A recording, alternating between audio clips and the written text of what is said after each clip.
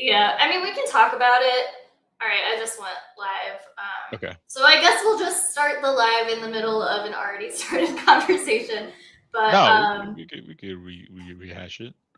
yeah, all right. We Uh, all right. why is it Should not be my able to screen up? share the chat now.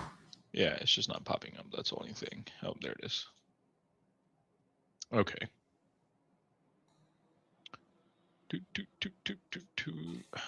Perfect. Alrighty. All right. Perfect. All right. Welcome, guys. Welcome to All the Factors.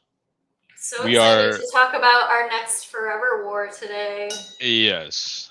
We are late. Instead of Thursday, we're doing a Friday. Yeah, sorry about Some that. somebody slacked, so Thank you all for your understanding. I'm sure everybody was very disappointed. They had to find something else to do with their Thursday. Right. Indeed. I was not understanding. It threw my schedule all off. Yeah, Anyways, yeah, I anyways, bet. um, anyways. Did it So really? Because I feel no, I no, feel kind of bad if that's the case. no, I didn't. Okay. I did the same thing I'm doing always. Okay. Sitting on my computer doing fuck all. Anyways, but Fuck we are off. here on Friday. We're going to talk a little bit about Happy housing, Friday. and then we'll move into the war in West Asia and all the cool stuff that is happening around that. There's been some new developments, as I talked about it. What, 2 weeks ago? Not last week. We didn't talk about it last week, did we? Did we No, talk it about it? was last week because we did a It was Thursday last week. episode. Then it's hard because we've been so on top So of many it, doing guests. two streams a week for the past like Yeah, 3 weeks. yeah. Plus, we've been having so many guests, so we're uh, I think the last three streams, except for the one last week on Thursday, we've had a guest, Mm-hmm. right? So yeah, I kind of forget what we talk about because those streams usually kind of end up going long and like we're kind of all over the place with those. But Right. uh, yeah, so today we'll talk a little bit about that, and then kind of what I talked about, the order of escalation that they're going to.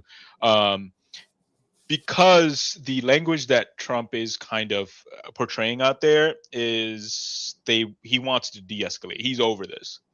He's over this. Mm-hmm. But there's no way to get out because if they get Yeah. out any other way, it's a loss. It's a loss for them because they Right. didn't accomplish their goal at all. Well, Right? I've heard that. I mean, like I said, forever war. He's basically said it's already over. It'll be over in a few weeks, or we could be doing this forever. Yeah. Like, Yeah. so it's like, how do you hold all of those beliefs at the same time? Yeah. Yeah. So, and he's already kind of been saying like, "Oh, we won, we achieved our objective." But Yeah. has Israel achieved their objective? That's the big question. Right. That's the Right. question, and it's becoming increasingly not. Um, I also shared a tweet with you by the former former prime minister of Qatar, and Yes. it's very uh, interesting Do we with want what to read he's. it? Read it We can up. read it. We can read it. You want to read it? Sure. This war in our religion, like all other wars, will Region. come to an region. Oh, sorry. Will come to an end, but there are lessons and morals that the Gulf Cooperation Council Ryan Aries, welcome. states must draw from it. The most important of which is solidarity, alliance, and unity of word and stance.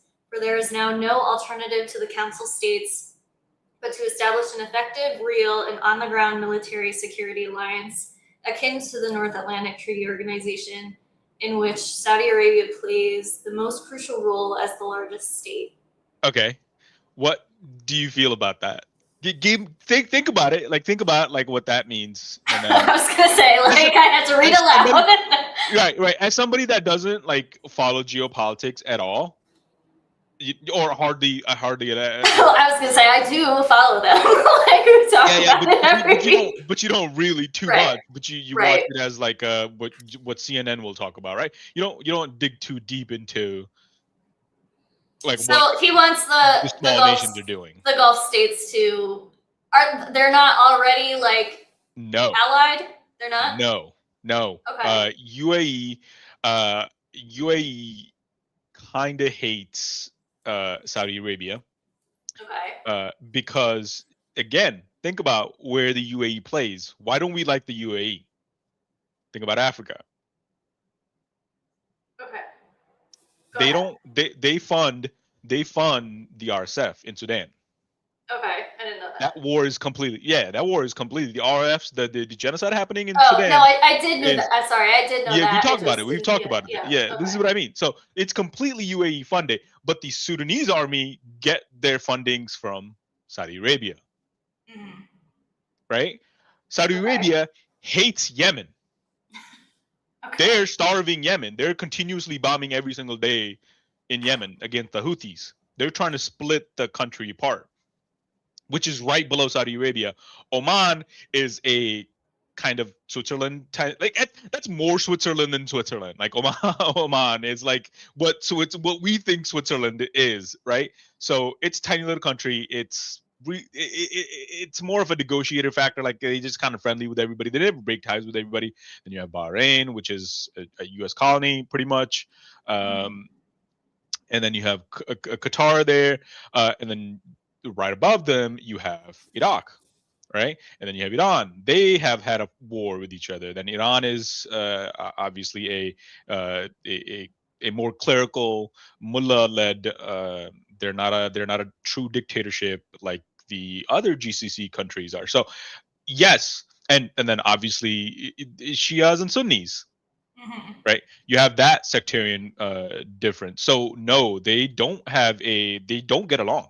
It's actually They don't get along. adversarial. Yeah. Okay. Right, they are very much so, but they are starting to recognize, right, with this statement. This is a huge statement from the former foreign minister and prime minister of Qatar, one of the major countries that is really closely allied with the United States. They're giving Trump a fucking plane, like a stacked out plane. Well, because he's gonna destroy their economies and starve their people to death. I mean, right, if this continues. so right, but like this was happening before that, right? Okay. This is why are they recognizing this? The Abraham Accords, they all the GCC countries signed the Abraham Accords. And this kind of goes far back to where we're talking about Yahya Sinwar with Operation Al-Aqsa Flood, which is October 7th. There's another person. This is not my original. This is not what I'm coming up off the top of my head, like what I'm thinking. There was another analysis on Twitter that I saw last month. This is crazy that this is happening last month. That this person was thinking about this last month. He made the analysis. So when the Abraham Accords got signed by Saudi Arabia, Qatar, all the GCC nations with Israel UAE and Israel are one country now. They're so closely tied. You have so many of the IDF actually stationed in these countries. Okay. But this war, I won't go into that. That analysis of the situation with Yahya Sinwar, how he came up with it. But it's very fascinating how far he was thinking. But this person, this foreign minister, this prime minister is saying something so crazy that we need to abandon everything else and make a NATO style treaty organization. But again, what's the purpose of NATO? The purpose of NATO was developed to what? Push back Russia, right? Like the Russian aggression, the Soviet aggression, right? What would this NATO GCC aligned NATO organization? That's the question you have to ask. That's the question that I asked when I read this. I guess to push back American and Israeli aggression. Right? Exactly. Why? Because they realize with this war, they're like, these fuckers just came. There's a country on the planet the size of an American state of New Jersey, size of New Jersey, and is a global superpower. Can tell us exactly what the fuck to do whenever, and is increasingly pushing us around and is unlimitedly fucking attacking everybody. Yeah, we don't like every neighbor that Iran. they have. I mean, Yeah, it makes sense that they would someone would come to this conclusion when. but why did they come to it now? I mean, they're being attacked. They're actively being attacked. Right. You're 100% right. Right. But why I'm asking you is like, why didn't they come to this conclusion 5 years ago, 2 years ago, 1 year ago? But they're coming to this conclusion now because they're recognizing the threat. The threat Israel poses to the region. I was gonna say Israel's definitely escalated. I would say. I mean, like Yes. as we There's learn a more, second we reason. can see that it's always been basically attacking everyone around it. But Yes. also like the escalation of how much it's doing that seems to. I mean, that's what I'm trying to say. Over the past 5 years, it's escalated like immensely, and they've shown. I mean, it's shown that at least with like Netanyahu, who I'm learning isn't even like the most far right you can go in Israel. No, there's farther right. Yes. There's no like basically they're either going to get what they want or be stopped, it seems. So yes. But there's a second region, right? Mm-hmm. Israel started this and dragged the United States into it. The GCC countries throughout this entire time, for up until 12 days ago, were under the impression that the United States, because that's the agreement would back them. That's the agreement that they have, right? Like with the Saudi family and the Qatari family and the Emiratis. Like that's the agreement with the United States. Hey, you don't need any nuclear weapons because they're one of the richest, resource-rich and money-rich nations on the planet. If they wanted a nuclear bomb, they could get it any day they wanted, right? The United States literally went to him like, you don't need one because we got you. You give us oil, you give us all the energy we want, you make it a petrodollar, we build our economy around your resource, and we will protect you forever. Saudi is a family name. Sorry, it's not the country name. Why is the UAE like pro all this from Israel news then? Okay. Where do you think one of the most gold-rich countries is the UAE? Where do they get it? Sudan. Okay. Okay. Oh, you may have already said that. All right, my bad. Yeah. It's a desert. They don't have any gold out there, so where are they getting all this gold? It's same with Israel. Israel controls most of the diamond supplies. Where are they getting it? They're not farming that in Palestine. Right. They're getting it from Africa. So they are aligned with Israel because they control so much of the world's surveillance tech and weaponry tech. They're like, we want that. Yeah. That's what Epstein was selling.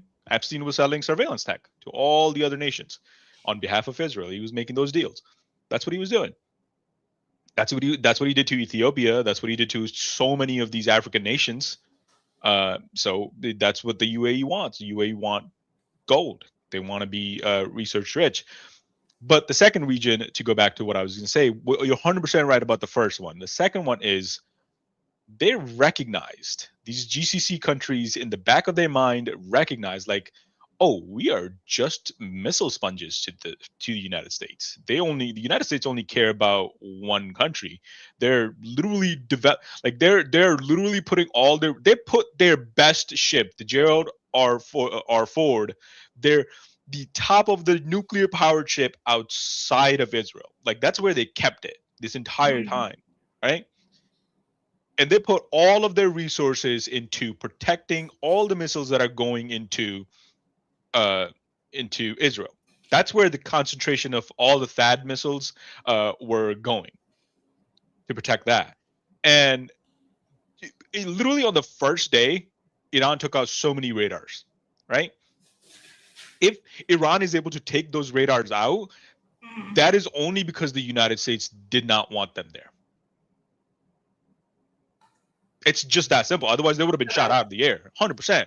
So the United States made the calculation like, well, we're not going to waste our missiles protecting these radar systems, which again is backfiring on them because those radar systems cost like billions of dollars, and they are the early warning systems that for the missiles that go towards Israel. It's a miscalculation that got made. It's a military miscalculation that got made, but they had to make it because they had to use all their interceptors to protect Israel. The GCC countries that are getting fucking pummeled by Shahed drones and short-range missiles are not getting shit. All the Patriot systems are going offline, and all the THAAD interceptors and the Patriot missile systems we are taking away from South Korea are going to Israel. Like that's where they're going. Right. So all these GCC countries are going like, oh, you really don't give a fuck about us. Like Iran could just today ground invade, kill the Saudi family, and like just take over Saudi Arabia right now. The United States would be like, okay. Damn. Okay. I mean, it's not realistic. Obviously, that won't happen because they would have to go through so much land, and then they would make the mistake that the United States is making. But it's just that calculation. They're recognizing this is a high level. He's like, no, we need to protect ourselves. We need to like do this. All right, but it gets interesting the more you read it. Given the importance of the matter, the study and preparation for it must begin now, without waiting for the war to end. And for that, the Council states must, with determination and without delay or hesitation, transcend all the disputes between them in preservation of our shared interests, to keep the Council strong and cohesive, to ensure the independence of its peoples and states, and to prioritize the general Gulf interests over the Qatari interests. Yeah, that's crazy. So just consolidating rather than having interest in an individual state. I mean, that is big. Yeah, that's huge. That's huge. He's literally the last line is all there. He's like, yeah, okay, we need to stop caring about just Qatar because we're a fucking tiny little nation. We need to care about our neighbor. And again, I saw this and like forgot like who was speaking for a second. You know? Yeah, right. And I'm telling you, this most likely eventually will include Iran. If this is done, if they do this, it will eventually. You know why I say that? Why? China last year slapped the fuck out of the Saudi Arabia and Iran and was like, okay, you're done. Shut the fuck up. Sign a deal. They made them sign a deal. So where's China at with all this now? China's off. China's not involved in this. China doesn't want to be involved in this. No, he hasn't, or nobody said anything. Yeah. No, they don't. They're waiting. They're waiting. Their ships are outside. Their ships are docked in. See how it goes. Yeah, Chinese ships are allowed to go through the Strait of Hormuz right now. Yeah, I saw that. So and there's a huge ship. I think it's called the Li Qiangxing or something like that. It's docked right outside it's in the Strait of Hormuz, and it's tracking every little thing. It's like it looks like a nuclear power plant, like how big the ship is. And it's tracking everything the United States is doing, exactly where the drones are, how the United States is waging this war. It's tracking every little piece of detail. They're tracking like how many ammunitions are used, every single thing. It's insane, and they're giving that information to Iran. Russia is giving information to Iran. Like they're telling them. That is credible news that is coming out. Like that, Russia is telling the it's telling Iran where the United States missile systems are located and where their servicemen are located and where to do their targets for the maximum efficiency. But didn't Trump also just say that Russia they like release the sanctions on Russia or something like that for oil? Yes. So Russia's just making out like a pig out here. Like they're just 150 million. Yes, 150 million plus profit a day. Awesome. A day. We're so good. Meanwhile, we're over here spending like $1 billion a day, sinking further and further into our way more than $1 billion. Yes, and guess what? He just had a phone call today with Vladimir Putin, and Vladimir Putin was. Oh, good. I'm glad we're talking to Putin. That's who we need to be talking to right now. I'm Right. glad. Vladimir Putin offered Trump a off ramp, and he's not gonna take it. Oh Vladimir what did Putin. he offer? Vladimir Putin is saying that Russia will go into Iran and safeguard and take away all their enriched uranium. Okay. So that'll be the ceasefire deal. Eliminate. I was going to say that would eliminate the supposed threat, right? Yes. Okay. And Nobody fucking believes that. Nobody fucking believes that. I mean, if that was the case, but like realistically, if nuclear threat was the real concern here, yeah, 2016 JCPOA, like right. China, Russia, United States, Iran, Israel. Oh well, maybe not Israel. Actually, I shouldn't say that. But all the our European nation, they signed the deal. The Atomic Agency had cameras inside of had access to everything at any time. Even after Trump ripped up that deal, Iran continued to abide by the JCPOA. They were like, we don't really want one, which again, dumb move, really fucking dumb move that by the supreme leader, by Khamenei, because he took a fatwa like a long time ago that he will not have a nuclear bomb. It's like he thinks it's anti-Islam, he thought that it was anti-Islam. Fatwa is like a pinky promise, like a really serious pinky promise. But you take it like a vow. It's yes. I should say vow instead of a pinky fucking promise. A pinky promise. Like the supreme leader taking a pinky promise. Yeah, a vow. Yes, it's exactly that. That he will not develop nuclear weapons. I don't know how much the IRGC really believed it. I knew he was more opposed to it, and that the successor, his son, is not so much opposed. Oh, very hard line. Very, very hard line.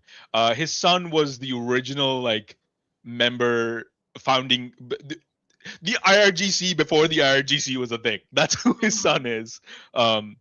They fought in the original wars. He was military trained before he became a mullah. But the thing with the old Khomeini was he internally, domestically, he was very repressive. But foreign-wise, they wanted relationships with the West. They wanted continued open, friendly relationships with the West the entire time. They've been incredibly restrained. Like, they let the United States they did hold our embassy hostage, so that didn't really help. But of course, I mean, but that was I'm not saying that had to happen, but that was one time. However many years ago, but they I know.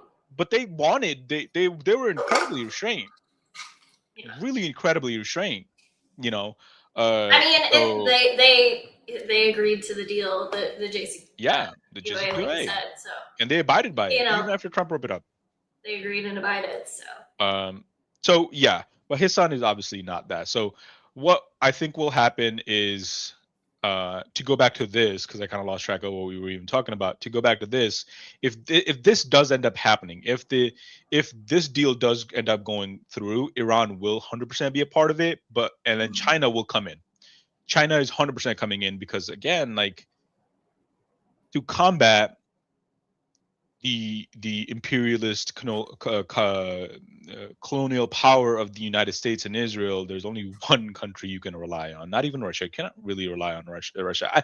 I don't know how Russia plays into this, since we were talking about that, because that's one of the I think the second most spoken language or the third most spoken language in Israel is Russian. That makes sense. Multiple oligarchs from Russia are dual citizens with Israel. So I don't know exactly how Russia plays into this. I don't know anything about the Russian ties. I know I know Russia is closely tied to Iran, but that's like a surface level thing because they've been forced to be friends with them. Like, none of their ideologies align, right? Like, if you look at just the Chinese ideology, which is the communist ideology, Iran, literally the most opposite you could go to Islamic dictatorship, and then you Right. have Soviet remnants of Soviet Russia, Whatever they which have, is yeah. whatever they have now. Whatever we would call their government. Yeah, which is a dictatorship, but like in a weird fucking way. It's like there's oligarchy there running rampant, but like then there's the bigger badass above the oligarchy, like slapping the oligarchs around, right? Like, so it's such a weird system. But why are they all friends with each other? Because they're looking around and then they go like, who's the baddest enemy here? Like a friend of my how does the saying go? Um, Enemy of my enemy is my enemy is friend. my friend. Yeah, it's that ideology. So Russia plays ball with Iran, but if all was quiet on the Western front, it they would not be doing any kind of deals with them. Right. It's out of necessity so that everybody can Yes. kind of keep their way of life, I guess. Yes. So they've been forced into it. But what will end up happening is, because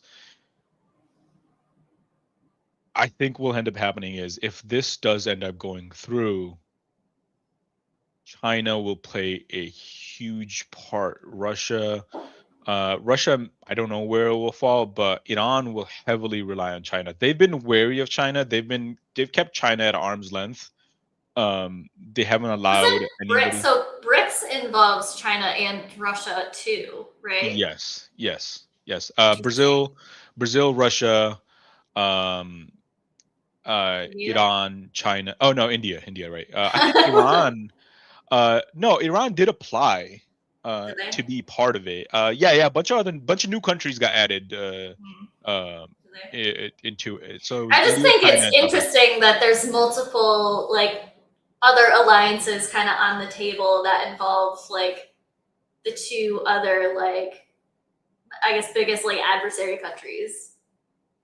Yeah, right. But what you think? Well, say that again. Like, you think it's odd that they are aligned with each other?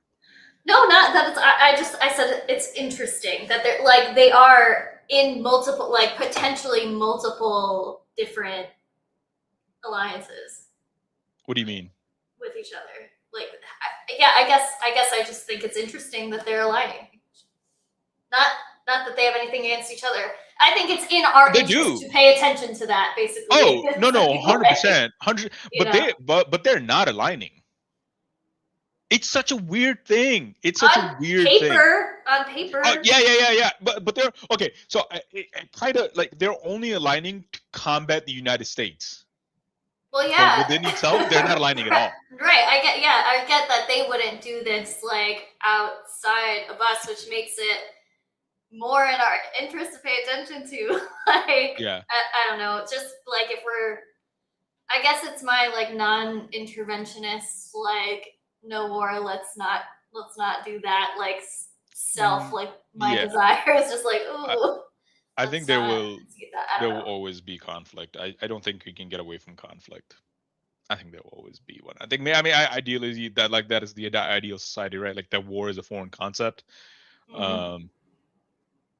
I don't know, maybe through communism we can achieve that, but communism will never be achieved. Like, the perfect communism, I just don't think that'll ever be achieved. As much as I want it to be, I don't think it ever will be. Well, I think yeah. Well, I think the best system we kind of can get to is probably kind of what China has. Maybe we can improve that even a little bit with a little bit of more social liberties allowed there. But it's really the best system is what China has currently out there. But anyways, let's continue reading because it does get more interesting. We must not wait for the fighting to end either. Rather, the Council of States should immediately begin establishing and developing an advanced, coordinated, and planned base of military and electronic industries among themselves so that they can defend their peoples against aggression and preempt and deter any attacks targeting them before they occur. Our states possess the necessary geography, resources, and funds for this. And perhaps we can take the lesson from Iran, which, despite the siege, managed to develop for itself an advanced missile industry base with which, regrettably, it has bombarded our states and aggressed against them without right. Listen, so Yeah. where it says where is it? Oh yeah. So that they can defend their people against aggression and preemptive and deter any attacks targeting them. They're not talking about Iran right there. That's not for Iran. Like that's Well, another whole it's another clear, country. well, right? I mean, it's clear that he's not talking about No, Iran but he has to in mention all Iran, this. right? Like he can't come Right. out and say it. He has to do it. Yeah. And since the Council State did not start this war, nor did they want it in the first place, and were seeking a Another solution shot. between the United States and Iran, our states must not bear the economic and political repercussions that will result from the war. I mean, that's valid. They were doing their part. They're not exactly innocent in this either. You let the United States build like it's 17 bases in your fucking country. What do you think was Okay, going to well, fucking happen? I mean, like this is where all your there's 40,000 United States troops there. Like, what do you think? honestly, they hosted, talks between Iran and the U.S. So I guess they tried something. Yeah, I mean, Oman did. It was just Oman. There's Right. rumors. There are rumors. I mean, Bernie tweeted it out that Saudi Arabia and Israel cooked this up. Interesting. Well, so I then don't. is this not even like a potential? I don't know. I don't know if Saudi did it. I don't think Saudis care that much about like siding with Israel, like fighting Iran. I don't think the Saudis do. I think if any country, it'd probably be the UAE. The UAE are very close to Israel. So out of all the GCC nation, I would say it's the Emiratis It would be that. that did this. But again, Iran warned this, like warned them when the Armada was getting shifted and Iran could see this coming. They were like, if we get attacked, we're attacking the fuck out of all you guys. Like actually, they even said it after the 12-day war last year. They were like, if we get attacked, we are going to, because they did it. They targeted the forward command base last year at the 12-day war, like after it wasn't the 12-day war, it was when the attack no, it was the 12-day war, because the Qataris got attacked by Israel. That's right. That's what happened. Yes, and during the 12-day war, that's happened, and they warned it. They were like, we will target any of the allies nations, and they did target Bahrain at the forward command. So they warned us. Right. I mean, Which makes me think I don't think the GCC nations were involved. Right. This just makes me. I don't know if it's from what you're saying. It doesn't sound like it's on the table. I don't know. No, I think. But then again, they are at risk of like literal destructions. So the reason I think this is on the table, it goes back to the simple question of how does this war end? Who wants what, right? Like there's three parties involved in this now.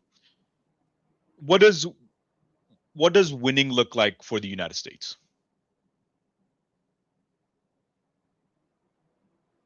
You're asking me? Yeah. Like, what do you think the winning looks like for the United States? I don't know. I haven't really thought about that. Right. It's the most toughest situation. So confusing, yes. all of this yes.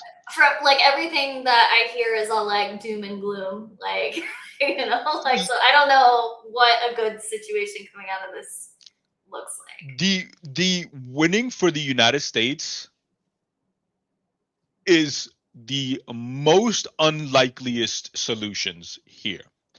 Mm-hmm. Right? If I'm President Trump and I want my best, I can take this as the biggest W forever, and then nobody will question my anything like of my military tactic, would be if Iran completely surrendered to the United States and goes, okay, you get to pick our leader. We are another one of your vassal states in the GCC nation, which will never happen. I was gonna say that's a fantasy. Like, Yes, that is the only situation where you go, okay, the United States won, which goes to tell you how shitty of a situation they put themselves in, right? Right. Trump and Hegseth and Rubio have put themselves in. What does winning look like for Israel? They just get to take over the entirety of the Middle East. Exactly. It's a fail state Iran. That is, they take that and they get like, okay, we have Abraham Accords again with the other GCC nations. They're not exactly a threat to us because they're under the thumb of the United States, and the United States is technically under our thumb. So we are kind of ruling that entire research rich region is under our thumb. The only actor there, well, there's two actors there that are against us, is the Yemenis, the Houthis, and Iran, right? Hezbollah, yeah, sure, Lebanon, but like they fire like 100 rockets that they get intercepted immediately. Like they don't really make it, but they're making their way through right now. But if they weren't fighting Iran, I thought I saw that like some people in like a border city or whatever got like nobody. I don't think anybody died, but like no, a bunch of radar systems got hit. Couple dozen got injured, I think. Yes. Yeah, a ton of radar system got hit. I think, which is what they've been targeting, because the more radar systems that get hit, more the Iron Dome and the Patriot systems will fail more and more when when the Iran eventually does escalate all the way to their hypersonics, their what do they fucking call them? Like, goddamn, I've been saying it so much and I forgot. Their not Shaheed. Fatehs, when they implement their Fateh missiles, they won't be intercepted as easily, and they're not. They're very hard to intercept them. But anyway, so Israel, the winning scenario for Israel is we take out all the command, the people rise up. There's a ground invasion from the Kurds that happens. Iran turns into a failed state. There is no strong regional actor that can fight against us. Now we pretty much control. We do what we did to Syria. There's 14 different fucking people fighting against each other, and we implement the greater Israel project, right? And then we move on to the Pax Israel project, which then involves taking over Saudi Arabia, then involves taking over Turkey and all that. But then we want to take it to the Euphrates. That's the winning scenario for them, which is again a hard scenario without the United States involvement, but it's a possible scenario as long as there's ground troops, and then really the fighting really escalates to a higher level. And the scary thing about that is that they will deploy a nuke before they lose. Mm-hmm. They'll do it. I can't believe we got into this shit. This is crazy. It's the stupidest fucking thing. It's literally the most stupidest thing that could have happened. And Trump was really thinking this was going to be a Venezuela type thing. He was going in the mind of like, oh, we're going to go in there, kill the head of the snake, and then everything is going to be all hunky-dory. We're going to be out. Israel was not. Israel was not fooled by this. They had different ambitions, and they're planning them out. Yeah. Okay, that's the worst case scenario, right? Like that is the absolute worst case scenario when nukes start to get deployed. Like then it's like, well, fuck, the other countries are gonna be like, I made it on the TikTok today, but the sound quality was kind of fucked up, so I deleted that TikTok. But basically, what I said is, if you use them, if one country uses them, somebody else is going to use them. Yeah. 100%. 100%. Russia gonna start feeling like Russia will deploy them in Ukraine. There's it's nobody like permission. It's a permit, exactly. You've allowed it. You've raised the bar to that level. You've taken warfare, your normal warfare. Right now in Ukraine, Russia has only deployed their Oreshniks like handful of times. Like maybe twice they've deployed them, because there's that they do so much fucking damage. Like they do so much damage, and they're very, very hard to make. So you only deploy them in areas where you want to like really hit, like, because they can't be blocked. Like, they're very hard to block because they move so fucking fast, right? That's that's the highest level of warfare we've taken in terms of like missile strikes, right? If you deploy nukes, now have you raised that bar? Have you really raised that bar? So Russia's gonna go like, I'm fucking deploying them on Ukraine. I'm gonna end this fucking war today. Yeah. And that's just like, then it's just like, what's stopping fucking North Korea from deploying it? What's stopping from Pakistan from deploying it? Right? Yeah, anybody Anybody who could do it. wants to It's a free for all at that point. gain territory, suppress other people, make money, you know, all the other Yes. things. Yeah. It's such a fucking bad scenario. And again, unless the United Well, the States whole goes, point to them is we're done. supposed to be deterrence anyway. Like, Yes. you know, Yes. so that If you all don't that use them just for goes that. out the window. Yeah. So if you don't use them for deterrence and you actually use them for offensive behavior, Yeah. you're cooked. You are fucking cooked. This planet is cooked. This planet is cooked. That makes me think of all the like the environmental disasters like in Tehran that I've seen. That I keep seeing videos of. Just like the oil stuff? Oh, and the earthquake? The acid rain. Yeah. All that from Well, that's because they blew up hitting the oil fields. refineries. One of the No, I biggest know, but it's just like None of that matters. like environmentally, like obviously, like yeah. on a people perspective, it's devastating. Then taking you Yeah. don't even really think to take it out to the environmental perspective a lot of times, but like Yeah. you know, it's just so devastating. If Israel does deploy, like, speaking of the environmental, like, if Israel, I didn't even think about that realistically.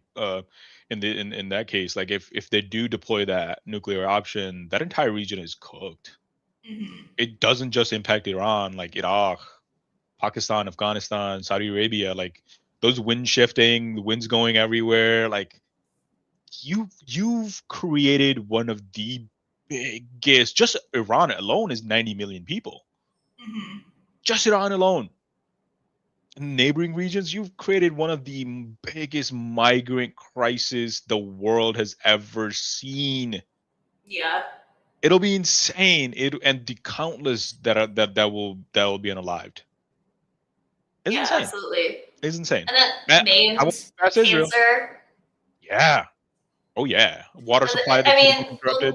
Exactly. I mean, the recovery from that will not even happen in our lifetime. No, absolutely not. But again, like this all depends on the United States. Like the United States has to come down hard and like, okay, we've let you fucking do too much. Because think about it, dude. Like this is a fucking small nation that is competing and terrorizing the entire planet. How is that possible? It's because the fucking United States give it the money and the military capability to just go ahead. It's a little fucking chihuahua. That's just fucking biting every fucking thing. You know what I mean? Like it's like the angry little chihuahua. That's what Israel is. You know? Yeah, and they're being backed by a fucking German Shepherd. Right. You think like, oh yeah, they'll fucking come. Like, you know, it's fucking stupid. And really the United States really has to come down and just go, yeah, you're fucking done. But that's Israel. But we're nowhere near that. We have politicians on both sides going, with everything that I am. Yeah. I'm with Israel. Both sides. Both sides. Chuck Schumer is like, I will give Israel anything they need. I will give it to them. Lindsey Graham talking about like, we're killing all the right people. Like, shut the fuck up. You're dumb. But I'll make this last point, then we got to move on to Professor Mersheimer's video. We can't even get through one tweet. Right. Because it's so complicated, right? It's so complicated. But to end, so we've seen like what winning means for the United States and what winning means for Israel. What does winning mean? Because I'm trying to get to your answer, trying to get to your question. What does winning mean for Iran? Iran is winning right now. They're winning right now. The prolonged war is go into this like asking for anything really, like other than to be left alone. Yes, pretty fucking much. They want to be like the Iranian population is very, very educated. Mhm. If the best way to do regime change in Iran is to open up the sanctions and just let the liberations come through, like put OnlyFans in there. So You know, yeah, no, I get what you're saying. Like the people will, I rise guess, up. They like a want more happier freedom. populace or like a more like Yes, worldly populace, I guess, like will yes, be more inclined to do yes. something about It, the government. it's the concept of learned helplessness, right? Like if you keep shocking the rat, shocking the rat, shocking the rat, like they're gonna sit there like, all right, whatever, I'm getting shocked. So it's the same thing with Iran, right? Like if you're just gonna, they're like, well, the fucking world is suppressing us, and our own government is suppressing us. Like, what is what it is. We're not. What's the point of rising up? Oh, I'm living life. I'm alive. I'm just doing my data thing. Yeah, my life fucking sucks, but like there's flare ups that happens like, oh, I gotta fucking fight back, it's too much, like there's too much suppression, but then like those get squashed out, and no, like we're it is what it is. We tried our best, nothing happened, we're back to it. But if they were really fucking happy and then like the government try to fucking suppress them even a little bit, that's a huge shock to a ton of people, Mhm. right? Like, oh shit, less, no, I gotta fight back, like I gotta take this away from them, right? Like more people would rise up because they're like, I have more to lose, right? Like if people don't have anything to lose, they don't fucking do anything. If they have more to lose, they fight back. It's true. Um, but so winning for Iran looks like is we're going to make it as they're tossing fucking lawnmowers like the like the Shahed drones that cost them like 50,000 max to build against like $2 billion missiles. Like the cost analysis just doesn't fit there, right? And like again, and then this war won't just stay in, over there. It's already coming to us. We've already spent. They're saying 11 billion. I guarantee you that number is what we've just launched.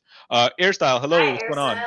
AirStyle. Yeah, that number is probably the amount of ordnance we've just launched. All the cost on the ground, it's probably double that. I Yeah. guarantee you, it's probably double that. That cost isn't even being calculated yet. We're gonna feel that. We are already feeling it, and then on top of the energy crisis I that was we're going gonna to say, feel, and the rest of the I world looked at feeling. gas the other day. It was Yeah, 350 in it's South $7. Carolina. It's $7 in LA. That's crazy. That's insane. That's insane, Yeah. and that's just now. That's just now. It's and it's only going to get much worse. And then on top of like the supply chain issue that you're going to like disrupt around the world, inflation is going to Mhm. go fucking nutty mode soon. Crazy So again. that Yeah. We so haven't even Iran is looking recovered like from COVID. Like, exactly, you exactly. know. So Iran is just sitting there looking like, okay, you want this? We've designed our system to keep this going. Let's see Yeah. how long you can go, right? So Iran is winning. Iran is winning right now in my eyes. What the best case scenario, if the Americans pull out, is going to be a loss for them. And what the Iranians want is for this to happen, for what the former prime minister of Qatar is saying, for this to happen, the United States has to exit the region, and that is what Iran is trying to do. It's trying to wake up its neighbors, going like, look, they are not here for you. You're just a stinky Arab to them. You're just a terrorist to them. It doesn't fucking matter which country you're from. American people can't even fucking tell where Mexico is. You think they're going to be able to tell where Qatar is?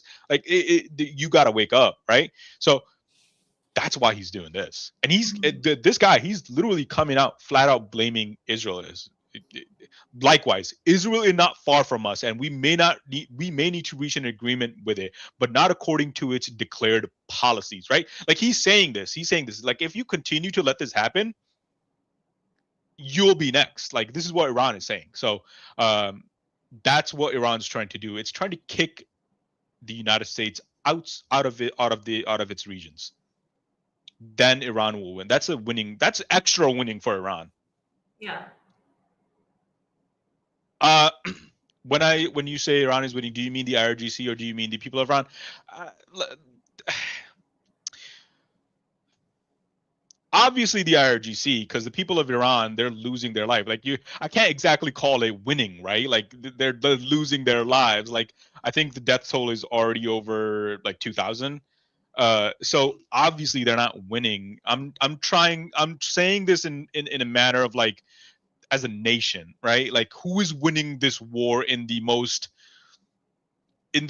like they're all losing. Let's just say that. Let's just say they're all losing. But who is losing? I shouldn't say winning. I should say they're all losing.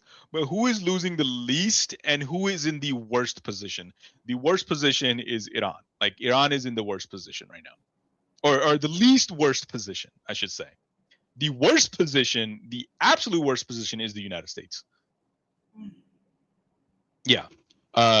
So. Yeah. I think if Iran is successful in kicking out the United States from that region, this will come about, and China will move in. They will make deals with China. They will make deals with Russia, and that looks really, really bad for the United States. That is a global superpower that just got its ass kicked for the 100th time by another nation because it did not know what it's doing, and because it's not like, this is not even like me saying this. We've seen this 100 times throughout the history, right? Go back to the Rome. Why did Rome fucking collapse? It had so many colonies they couldn't fight everywhere. Right. Why did Britain fucking collapse? It ruled the entire fucking planet, but it can't do that forever. You're too big. You can't. Yeah. The Dutch, the Portuguese, the Spanish, all of them collapsed the same fucking. The Persian Empire, the Spartan Empire, like the Greek, they all collapsed because they got stretched out way too fucking thin. Alexander the Great, like it's the fucking Ottomans, like it's a same fucking thing over and over and over and over and over again. When you have, but you can't. You're saying B-2 bombers will. We dropped B-2 bombers. We've been using B-2 bombers. Like, they're not doing anything. You can just continuously fucking bomb all fucking day long. You think you'll change the Iranian people's mind? You think they'll rise up against the IRGC? They won't. They won't. All you've done is successfully annihilated a bunch of people, and you've hardened the other population. Like, what do you think? Do you think like the U.S. deploys the B-2 bombers over the Iranian people, and then the next day goes like, I just got fucking B-2 bombed. Let me go fight the fucking IRGC that is fighting the people that just dropped the B-2 bombers on top of my head? It doesn't fucking make sense. Like, that doesn't fucking make sense. Like, I'm from India, right? We had the British rule there for 200 fucking plus years. Do you think when the British committed like genocide in India, the other Indian people were like, let me go fight my fellow Indians? 36K that's the wrong number. That is a false number. 36K. You gotta think. Like, think about it. Think about 36,000 people. That's a number you can just type. Do you know how many days you have to, like, Israel bombed daily and deployed tanks and IDF soldiers on a fucking daily basis in Gaza for 2 years. For 2 years. And they got to what, like 80,000?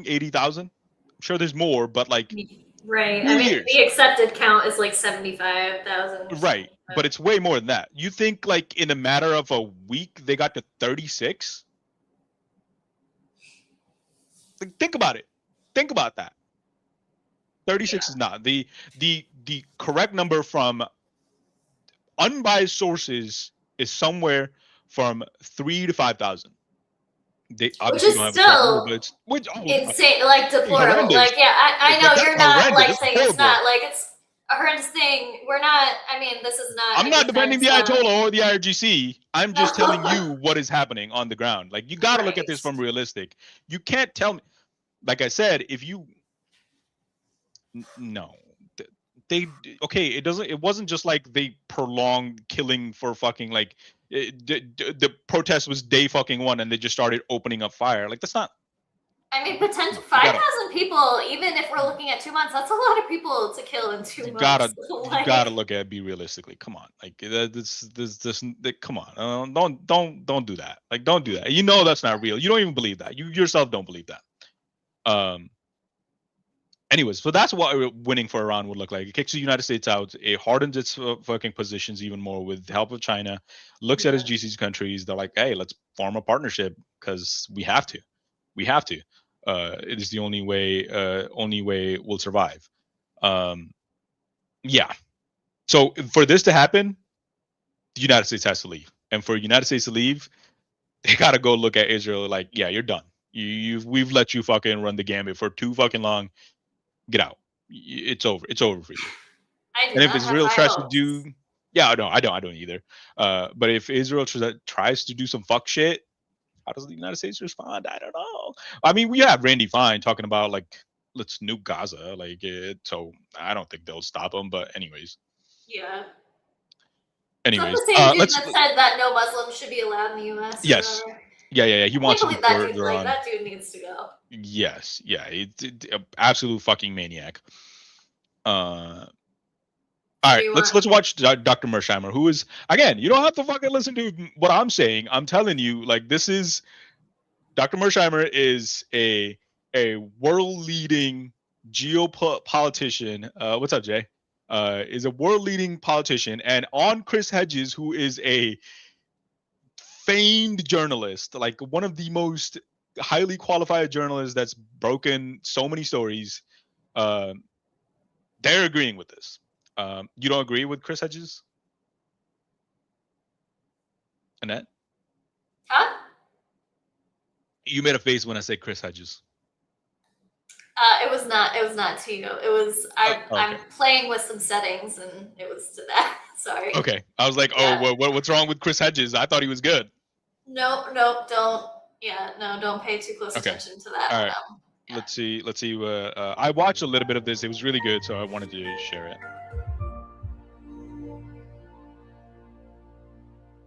1.5 will be okay. The war is weaponized. This is true for the United States. I think 1, 2. Israel, and it is true for Iran. But reading we're not going to be able to understand anything. Conflict with Iran does not appear to be going well for Israel or its U.S. ally. Iran's closing of the Strait of Hormuz and threats to mine the waterway is triggering the largest energy supply shock in decades. This energy crisis will only get worse. Iran has degraded the region's military infrastructure, taking out sophisticated U.S. radar stations in the Gulf and in Israel. This has left the U.S. and Israel increasingly unable to track incoming missiles and drones. Iran has carried out successful strikes on U.S. bases and ports, as well as energy infrastructure, desalination plants, and diplomatic compounds. The longer the war continues and Iran shows no signs that it is interested in negotiations, the more it erodes the security arrangements in the Gulf, ones built on the premise that America will protect the Gulf countries from Iran in the event of a conflict. The Trump administration has no clear goals for the war other than the unrealistic calls for unconditional surrender and bombastic threats. It has clearly made a terrible miscalculation about what the U.S. could achieve by killing the top leaders in Iran, including the supreme leader. This war, as it drags on with no discernible exit strategy, has the potential to see the U.S. forced, as the global economy goes into crisis, to meet Iranian demands. This humiliating defeat would potentially mean the end of U.S. hegemony in the region. Yes. Joining me to discuss the war in Iran is around the world. John Mearsheimer. He is the R. Wendell Harrison Distinguished Service Professor of Political Science at the University of Chicago. Professor Mearsheimer, who graduated from West Point and was a captain in the Air Force, is the author of numerous books, including Conventional Deterrence, Nuclear Deterrence, Ethics, Lydell Hart and the Weight of History, The Tragedy of Great Power Politics, The Israel Lobby, and U.S. Foreign Policy. You should read some of these. Why Leaders Lie. The truth about lying in international politics. I mean, a few of let's them, begin with that one in particular. this fact that the should Pentagon we actually start reading? 3 decades I feel like I'm dumb when I like we listen really to some need to people. fought back against read. Israeli pressure to go to war with Iran. I feel like I'm dumb every day. Obama, lately. I seriously, me too. I hate like, it. I'm and such an for idiot. some reason, Right. Like, all I don't know the reasons, of course, anything. that are now evident. The Pentagon didn't want this conflict. How was that reticence or resistance? Yeah, that's another thing. Our own generals did not want this.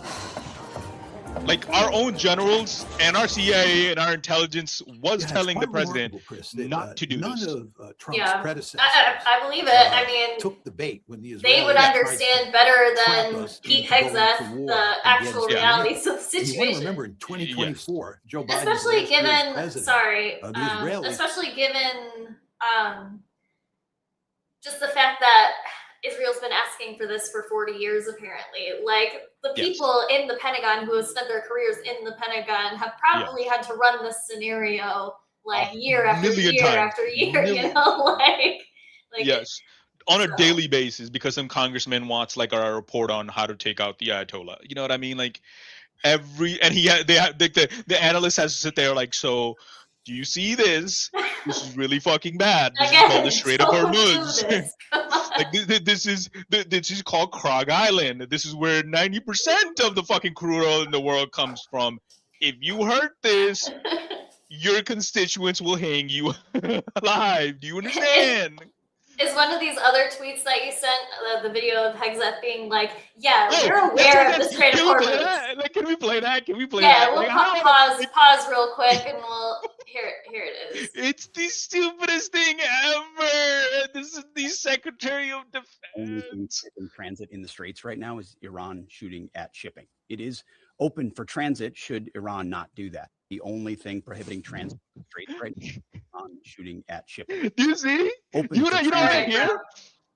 All I hear is, please, Iran, please don't shoot the oil. Just let people go. Please. Yeah, like Just yeah. let him go. We're gonna keep bombing you, but if you could just let commerce happen, that would be fine. Yeah. The B-2 bombers are still coming. The B-2 bombers that nobody else has, they're still fucking coming. But please, please, for the love of God, don't bomb the Strait of Hormuz. Come on. Twice, once in April and then second in October of that year, tried to trap Biden into going to war against Iran. And the biggest fucking Zionist president didn't agree to it. Not even Biden would do it. Absolute horrendous Zionist. Like, come on. Trump is the first president who fell into the trap. And of course, he did it last June during the 12-day war. You want to remember in the 12-day war, the Israelis by themselves. I love the started fact that conflict he'll go on into June rallies 13th, of like, and it ended on June 25th. no other president had the courage to do this. It was just me. I I fucking know did it.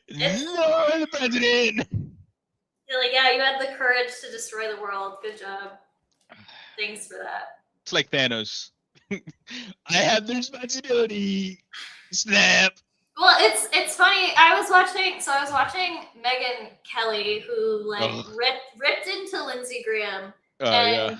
everything she said was valid. Like she went into him, but it's funny. Like she never connected the point that like ultimately the people you're praising right now, Trump, Rubio, Hexeth, they're the ones that like Are actually doing it. Lindsey Graham does not have the power to deploy bombs, you know? Like, even if he like heavily tried to influence it, like Yes. you're like in the same breath you're Go telling all me the that way. Trump is the best president ever. He's the Yeah. strongest man in the world. He's our Yeah. collective father. But Yeah. like he can Daddy be Trump. but he's easily manipulated by Lindsey Graham. Like Ladybug? You're talking about Ladybug? right. Like, which is it? Like, it's just amazing. It's like she's just like absolutely dogging Lindsey Graham. Like, he's the worst person in the world. So I'm like, yeah, he is. I agree with you. But like, you're missing a few steps. Okay, can we move? Can you? Yes, let's Yeah. go up the ladder on who to blame. Yeah. Jay, are you here still? Are you, bro? You picked the right time to not be a Marine, brother. They're sending 5,000 from Tripoli. you might be next. They might conscript you again. Just get ready. Get the fitness up. Yeah, and the numbers changed from 2,500 to 5,000 now. Because some of them are really? even coming from Japan. Yeah. Oh my god. That's so sorry. Anyway, I shouldn't look at comments. No, not on Twitter. This is insane. Okay. Let's just say Iran doesn't have the Strait of Hormuz heavily fortified with so many missile launchers against like the warships or any ships coming, because they've already bombed 16. But let's just say that's not the fucking case. It's still fucking closed. How are you going to feed 5,000 soldiers? Where's the food going to come in? That airspace is fucking closed. Yeah, you might have air superiority, but you can still get locked on. Well, so what are you talking about? Every time you do a fucking supply run, you're gonna have like fucking F-35s and air surface-to-air missiles like just tracking your fucking food supply every single time. I'd be mad as hell if I was one of those people, because That's what I'm saying. The administration has already made it clear that they don't care how many of them die. Yes, they've already accepted that. And like, listen, it's only at 11 right now. That number is about to go very high. If these soldiers land in those waters, if they step foot on Craig Island, if they step foot in Iran, that number is about to go very high, and it is insane. I mean, If that's you an are a insane- Marine, don't do Yeah. it. That's an Do not do insane it. thing for the administration Send to Barron. do. Like, Send Barron. Send Barron, yes. But we're not so far from midterms that people are gonna forget about a massacre. Like, I need Kai Trump there. I need Barron there. I need all the S&P top 500 companies, all the children's there. I need all the senators' kids there. Send Lindsey Graham. I want Lindsey Graham on the ground. I want Randy Fine on the ground. I want Lindsey Graham to be the first boot. Ben on Shapiro? the ground. Dog, where you at, Ben Shapiro? Ben You Shapiro wanna will protect take them all Israel, out right? with his eyebrows, Please. right? Like, everyone will just get sucked into their orbit. The tendrils just seek the new Ayatollah with his eyebrow. Yeah, I need Ben Shapiro on the ground. Yeah. Before you send these 5,000 soldiers, sons and daughters of America, I need Ben Shapiro on the ground first in fully kitted out gear with the M4 on his fucking on his hip.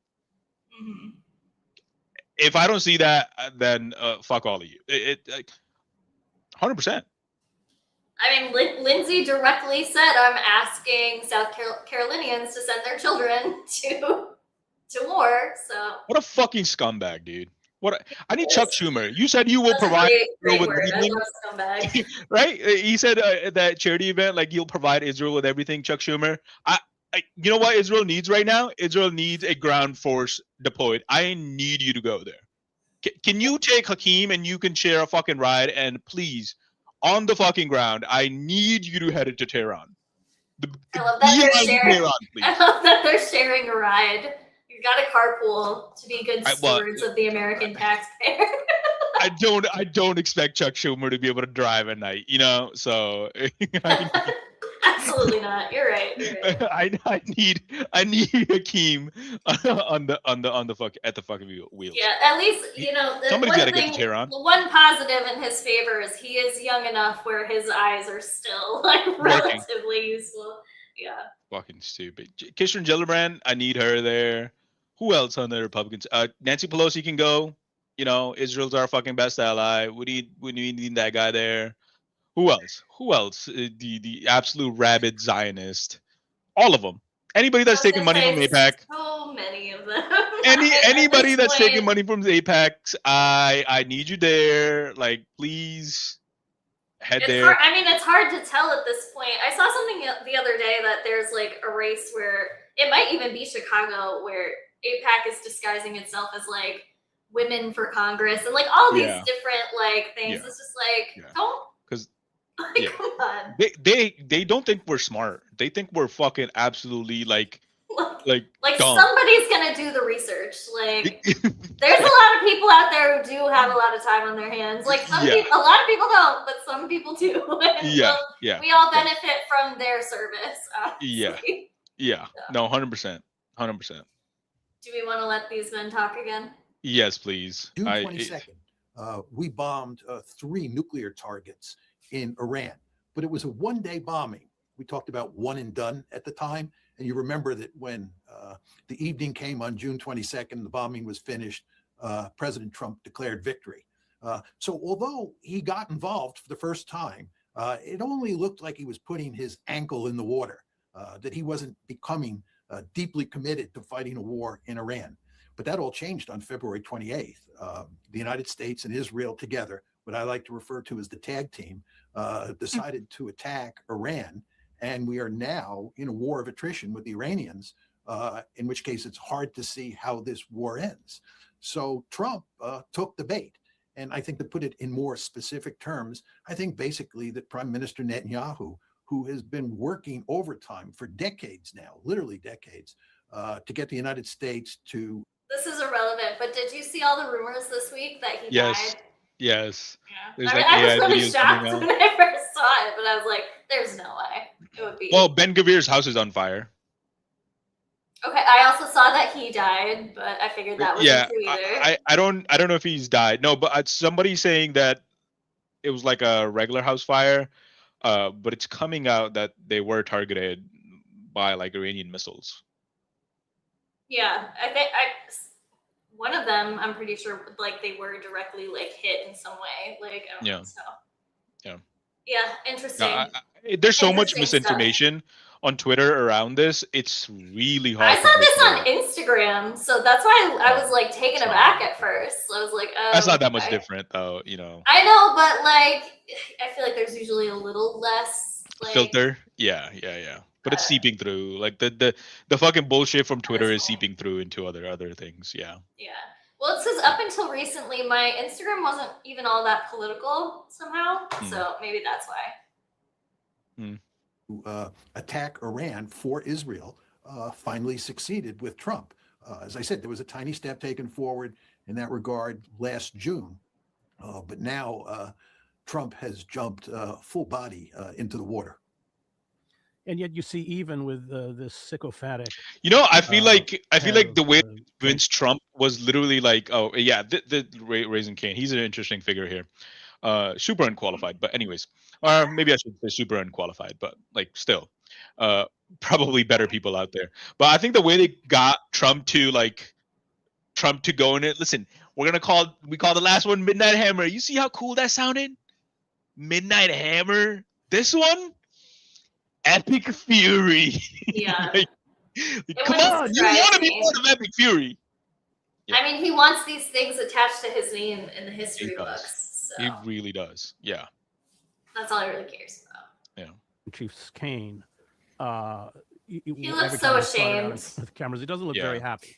I think the military the Pentagon foresaw what is coming and is quite perplexed about how to deal with it. Yep.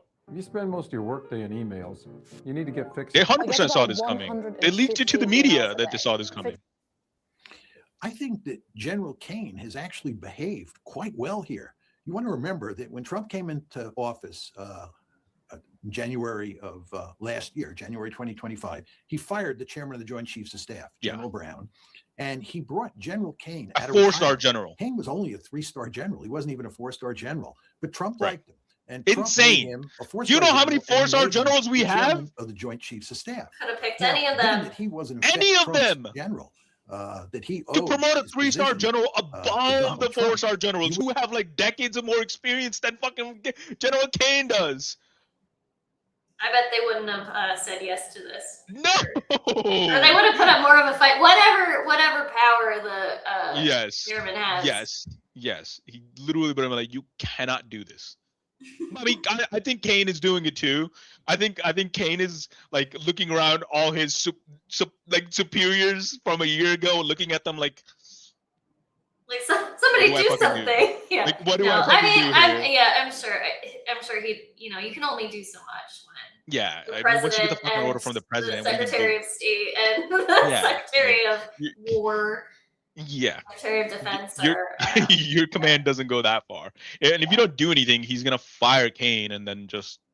But I don't think he's gonna fire Kane. He's been praising him every single fucking interview. He just likes to say Raising Cane. Yeah. He does. He really does. It's like a They child. call it Raising Cane. Yeah, it's like a child. Like they find something cool to say it and then say it. Yeah. It's fucking stupid. You would think that he would tell Donald Trump what he wanted to hear about going to war against Iran. But on the contrary, what Kane did before the war, this is before February 28th, was he made it very clear to President Trump that we did not have a viable military option.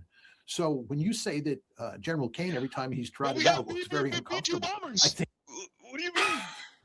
Wow, that person's comment. Unserious. Just, So unserious. Not let it go. I'm glad General Kane tried. Yes, at least, but it's insane that Trump was given that information and was still like, it'll work out. It'll work out. No, because Like, he just, really like, thought. Trust He in really his thought it was higher gonna do it. power or something. Like, I don't know. Oh, you didn't see that? Like when before the Nobel Peace Prize thing was happening with Maria Machado, where he was like, they didn't give me, now nothing can stop me. And then like one of the reporters was like, well, what is there anything that will like, that'll give you pause. He's like, no, the only thing that can stop me is my mind. Word to word, he was like, the only thing that can stop me is my mind. And I'm just like, I saw that and I was like, oh, we're so cooked. We're so cooked. We're so done. His dementia riddled, Yeah. holy mind. Yeah. I like, it was over. It was I think over at that's that true. point. And I think there's a simple explanation for why he looks so uncomfortable. He knew from the get-go that this one was not going to work out the way Trump and Netanyahu thought that it was going to work out. Look at all those And he books and understands that papers. he is the chairman of Right? the Joint Chiefs of Staff. Look at us. And he was the chairman Nothing. when we entered. I this need to make 2-week that a war bookshelf on and just February Right? 28th. Just have it despite there. the fact that he had warned against it. Is it too simplistic He's probably written so many of to those say that or contributed Trump to and him in a certain Netanyahu way? naively believed that by taking out the supreme leader and some of the hierarchy, there would be regime change and the war would be over? I think that's clearly the case with Trump. I think that was the argument that Netanyahu sold to Trump, and Trump liked the argument. I think given what happened in Venezuela, he thought that we had the ability to float like a butterfly and sting like a bee. And when Bibi told him that the regime in Iran is weak and all we have to do is decapitate it and really hit hard on that first day or two, that the regime would crumble and we would end up with a pro-American, pro-Israeli regime in its place. Look at all the oil we're going to I think get. Netanyahu was very successful at telling Trump that story. And Trump is not exactly surrounded by wise advisors, save for General Kane, who would tell him otherwise. So he fell into the trap. Now, Netanyahu's a more complicated case. One could argue that Netanyahu understood that a decapitation strike wouldn't work, that this would not be a quick and decisive victory, and that instead what he was trying to do was trap Trump into a long war, in which case Iran would be destroyed. In other words, Netanyahu understood that the regime would not fall quickly, but once we committed to fighting the war, we would have no choice but to see it through.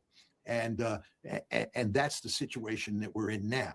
So that's a possible argument. It's hard to know for sure whether it's true, but it's also possible, just having watched Netanyahu over time, that he too bamboozled himself into believing that the Iranian regime was fragile and that we could easily affect regime change. You know, he's been saying I don't that think for a that's long true. time. I think he I don't just think didn't with them. care. And sometimes I when don't think people he repeat cared. particular arguments, after You know a what? while, I don't think they he cared. even I think he begin to does believe their probably own get like arguments. Although continuous reports about, because he has to continuously get polling about Americans and their attitude towards Israel, right? And then like the attitude is shifting because we watched for 2 years the televised, genocide, the most documented, most televised genocide. We saw it happen, right? So I think he's thinking, he's like, fuck it, like now's the time, I gotta do it, because if we don't do it, it's over. And then like on top of the fact like that Israel is slowly collapsing from the inside out. Their society is literally collapsing. Is it? Oh yeah, like there's so much anti-war sentiment that is developing, especially like among the newer generation. Yeah, I did see that. And They're protesting their what do you call that? They have to join the military. The draft, the enlistment. Yeah, their enlistment, their mandatory service. Yeah, they're protesting that. That's part of it, and then the other part of it is like it's highly corrupt. Like that their institution. I mean, before the Al-Aqsa flood, you saw like they were protesting Netanyahu because he was trying to turn over the constitution. Like he was trying to end the judiciary rule in Israel, and he was trying to completely turn that over because he's being investigated for corruption. Right. Like it literally, like every time he had a court case, there was some sort of operation that was happening against Gaza. Every single time. Right. So it's not just him. There's so many at a lower level that are super corrupt, and then that's part of it. And then the other also part of it is there's huge swaths of Hasidic Jews and like traditional Jews that don't work. They don't do anything. The settlers, they don't do anything. Like there's like all the West Bank and all these villages that are continuously being taken over. They don't do anything. They're provided for, their healthcare, their housing, their food, their monthly allowances. They don't contributed anything. They're just continuously taking and taking. And you know, the money spigot's going to run out eventually. Like somebody's Yeah. going to turn that off, and Netanyahu is calculating that in his head. Like, it's looking like the Republicans will lose because so much support. Apex has become extremely toxic. Israel is not sympathized with as much with the rise of Zoran, with democratic socialists rising all across the board, and then if you even hear that like you know a candidate is backed by AIPAC, is instantly like Right. you've given up the election, and then you have candidates actively denouncing like, hey, I'm not taking AIPAC money anymore, you know, refusing AIPAC money anymore. So he's seeing all that, so he's thinking like, I gotta do this now. If I don't do this now, it's not going to get done. It's not going to ever happen. And then we're just stuck in this like loop, right? And Israel is going to collapse like sooner or later. Like as soon like you saw so many videos, like as soon as the first strikes were announced, like people are fleeing. People are going to Egypt. People are going to fucking every single there. I heard on NPR there's a couple from West Hartford that is sitting there talking about like, yeah, we want to return home. Then what the fuck are you doing in Israel? Right. If you're returning home, they have an apartment there. They have an apartment there. Their son has an apartment there. Why are you in somebody else's house? Go home. Right. What are you doing? Right. So they're like every single news is like, oh, so many of the Israeli citizens are returning home. They're either going to Portugal, Russia, or Albania or Poland.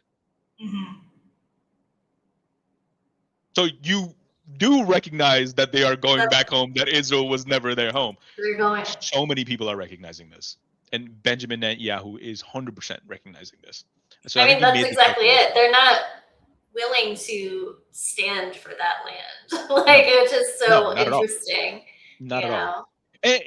And this calculus, you think about it. You think about this, right? I think Mearsheimer is possibly wrong here, is that this isn't like, oh, he got bamboozled. No. Joe Biden was a rabid Zionist, gave Benjamin Netanyahu anything he wanted. Kamala Harris came out like, I'm going to continue the same policy Joe Biden continued. I'm going to continue to support Israel. Why would he continue to support for Trump to be voted in? To Joe Biden's face. To Joe Biden's face, he was saying this.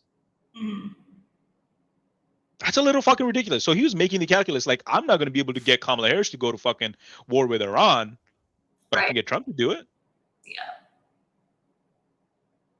I think he was making that calculus. So I think Mearsheimer's wrong, but that was a very generous read on Netanyahu on his part. I get 100%. Although they initially did not. So it's possible that Bibi fooled himself, or it's possible that he was just tricking Trump into getting into this war. Well, the Israeli goal is different from the American goal. The Americans want regime change. The Israelis want to create a failed state. They want to fragment Iran the same way they fragmented and destroyed Iraq, the same way they turned Libya into a failed state. Those are very different goals. I agree with that. But the Israelis don't advertise that fact. I think the Israeli view is if they got regime change and they got a pro-American / pro-Israel regime in place, that then they wouldn't have to worry that much about destroying the country. But I think that they probably understand that that's not going to happen, that Iran's not going away. And given that Iran is not going away, let's wreck it. Let's do to Iran what we did to Syria. Yeah. And then we're done with Iran. We can turn to Turkey and break Turkey apart as well. Well, let's talk about a country that does have a strategy, which is in the United States, and that's Iran. And what I found interesting is that rather than confront the American military might, i.e. the ships, and they have decided quite astutely and quite methodically to destroy the economic machinery, not only in the Gulf, but globally. Yeah, the Iranians are pursuing a smart strategy. And to go back to General Kane has made a number of comments about the Iranians that make clear that he respects their ability to strategize in this war. He is not contemptuous of the Iranians. When you listen to Hegseth and Trump talk, they talk about the Iranians like they're a bunch of country bumpkins and we're the strategic geniuses. And not only do we have an advantage in material power, we Americans have an advantage in how to think strategically. I think that's not the case. And I think if you listen carefully to General Kane, he's making that point. We are up against a formidable adversary, Yeah. given what you said. Yes. See, I think that's just white supremacy getting us all killed. Yes. Yes. Like, 110%. Like- That is exactly what that is. these men really think they're just like, Yep. we just are superior in strategy, mentally superior. We just are inherently like, Yep. so this is Yep. gonna work out for us. It's gonna be We are Ubermensch. It's just It's Russianikov all over again. We can get it away makes with you want to shake someone. Like I can't. Like come on, guys. you wanna go to the poetry freak, be like, please, I will strangle you. Don't do this. Don't. If you make one more rhyme, I swear. I will hurt you Yeah, like a lot. Yeah. Yeah. Excuse me. Yeah. But we gotta read more. Like just instantly like that, me and you, Russianikov, right here. This is what I'm reading right now. So It's so good. It's so good. It's so good. It's so good. Don't. I encourage you to continue to reading that. Don't do it. Keep reading it. I'm gonna read it. I'm gonna finish it. How far did you get, by the way? You gotta make TikToks. Bunch of your. I'm only at like 100 pages in. Okay, like how would you feel about like the thing? I like it. I already see the political themes. Like I can see that there's like corruptive power structures like all over the place. Like really from, I mean, we're so veering, but really from like the very first couple pages, I'm gathering that he's an orphan and that like, there's all these like, I mean, I don't know if he is or not, but there's, Who? like Are you talking about Luffy? Luffy, yeah. Okay. Like, he's sitting in this restaurant bar, whatever it is. There's pirates around. There's these other thugs that come in and stuff like that. And I'm just like, okay, this is like a lawless society. And then like 2 pages down, there's like the mayor is a character, and I'm just like, mayor, do something, like control your town. But no, he's just like, he says something about money. I can't remember off the top of my head what it was. Like, well, if you've got it, like, do something about your town. So it's just like corrupt from. So like, I'm at the part now where Luffy's just meeting Zolo. What's his name? Zoro. Yeah. So obviously, I can see with like Captain Morgan and stuff like that, there are Okay. corrupt power structures as well. So it's very interesting so far. Yes. Anyway, sorry. No. But this is cool though. I think you should make like TikTok about like how you feel about it so far, because you know why I say this. I was talking to a buddy of mine yesterday. Again, tangent. Like we have all the time in the world. But anyways, who's holding a gun to her head? It's our channel. We can talk about whatever. If we don't finish this fucking video, it's gonna be here tomorrow because his points aren't gonna change. But anyways, so I was talking to a buddy of mine yesterday when we were working out, and I've changed so much physically. Everybody keeps telling me I've changed so much over the year since I've been working out, but I don't see it myself because I see myself every single day. So you don't notice the changes, right? So I was sitting there thinking, I was like, oh, I should have done like a weekly like photo kind of to track like how like what changed. That's why I'm saying like if you recorded TikTok like how you felt like chapter after chapter, and then you can go back like once you are more like in the story to think like what you thought, if you thought was correct, or like make a prediction like, oh, I think this will happen, or whatever you think was happening, because I can't do that. I've read it like 4 times already. Like you know what I mean? Like I'm like all knowing right now, so I'm kind of interesting to see like how you see it. Yeah, I was thinking more. You don't have to. I was just thinking. Because like my plan was to do like a video for each volume. Okay. So that's why I haven't really been doing that. But no, that's fine. That's an interesting idea. I'll think about it. Because the stories develop so much. So like whatever you think might be happening, it might not be happening. Anyways, let's see what Mushroom Keeps has to say. In for some twists, it sounds like. Given what Yes. General Kane said, they have a lot of cards to play. The key here, Chris, is that Iran has a huge arsenal of short-range ballistic missiles and drones that it can use against the Gulf states.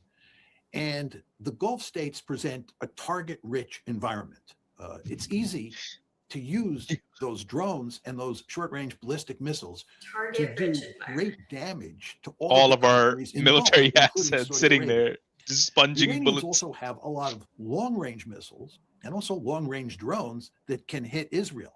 Now, they've not done much of that up to now. It's very important to understand that in the 12-day war last June, the Iranians fought almost exclusively against Israel. They did not target American military bases in the region, and they did not target the Gulf states. In this war, they're targeting Israel, American military installations in the region, and the Gulf states. And in the first part of the war, up to pretty much now, they've concentrated mainly on attacking American installations and attacking the Gulf states. But they have announced that they are now beginning to switch the focus, and they're going to concentrate much more on attacking Israel. And they have the long-range ballistic missiles, and they have drones, which they can use to hit Israel. And the problem that the Israelis face, and of course this is a problem that the Americans face, is that we only have a finite number of defensive missiles that can be used to shoot down those incoming ballistic missiles. And even when we use those defensive missiles, they oftentimes don't hit the incoming Iranian ballistic missile. So we have this situation in the Gulf and in Israel where the Iranians have the capability to pound all of those countries for a long period of time. And there's nothing we can do about it. And in fact, as time goes by, our ability to shoot down those missiles, shoot down the drones, decreases. It doesn't flatline, and it certainly doesn't increase. It decreases. So the Iranians have a serious set of military options against us.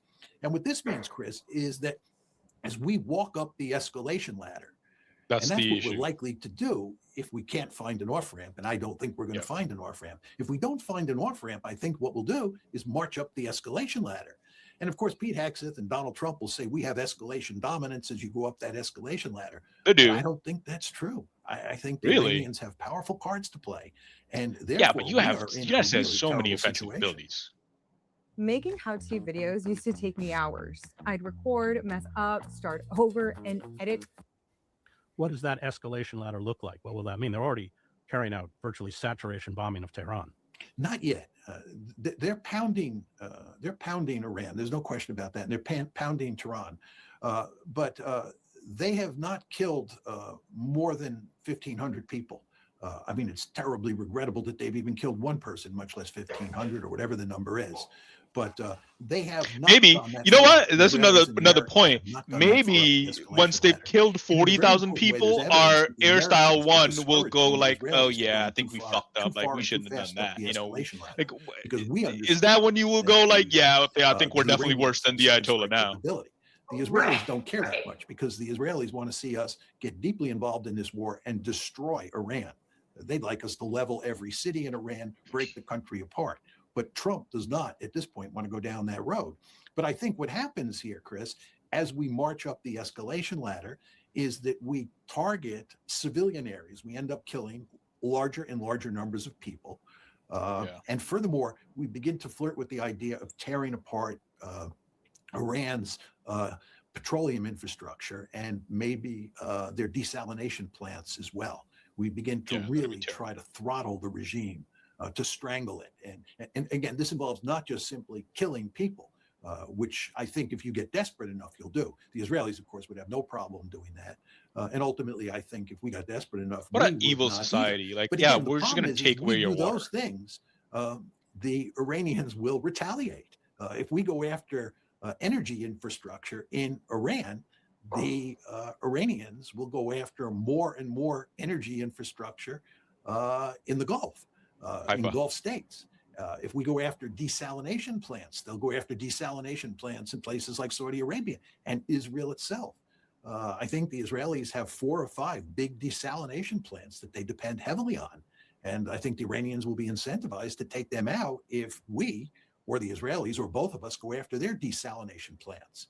So you can see that as we go up the escalation ladder, the Iranians will go up with us. And I don't see how you can make the case that we have escalation dominance in any meaningful way, especially when you take into account the fact. I mean, that I suppose the that's historical record is that quite makes clear sense here. because if we that escalate, they countries can escalate. We don't suffer really have. We're enormous still at the amounts same of level. punishment in Yeah. these sorts of air campaigns, and the population does not rise up against the government and overthrow it.